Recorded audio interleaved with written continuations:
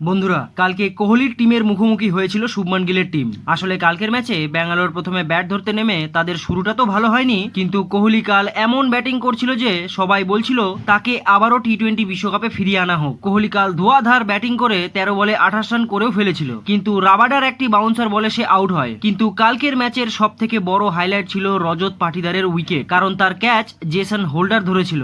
নাম তো তার হোল্ডার, কিন্তু হোল্ডার মনে হয় কালকের ক্যাচটি ভালো করে ধরেনি, ভালো করে হোল্ড করেনি সে ক্যাচটি। বল মাটিতে টাচ হয়ে গেছে এটা পরিষ্কার দেখা যাচ্ছিল, কিন্তু আম্পায়ার এটা দেখার পরেও রজত পাটিদারকে আউট দিয়ে দেয়।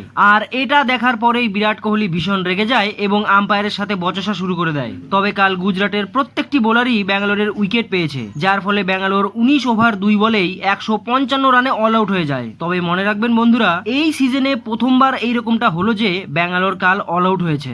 আর 155 রানের টার্গেট খুব একটা বড় টার্গেটও নয়। তার উপরে শুভমান গিল প্রথমে ব্যাট ধরতে এসে জশ হেজেলউডের এক ওভারেই 24 রান ঠুকে দেয়। তবে গিল 18 বলে 43 রান এবং জশ বাটলার যখন 19 বলে 39 রান করে আউট হয়, তখন গুজরাটের মিডল অর্ডার মাঠে এসে একেবারে হেগে দেয়। গুজরাটের খেলা দেখে মনে হচ্ছিল গুজরাট মনে হয় এত কম রানেও ম্যাচ হারবে, কিন্তু শেষে গিয়ে রাহুল তেবাটিয়া আর রাশিদ খান মিলে 25 বল এবং 4 উইকেট থাকতেই গুজরাটকে কালকের ম্যাচ জিতিয়ে দেয়।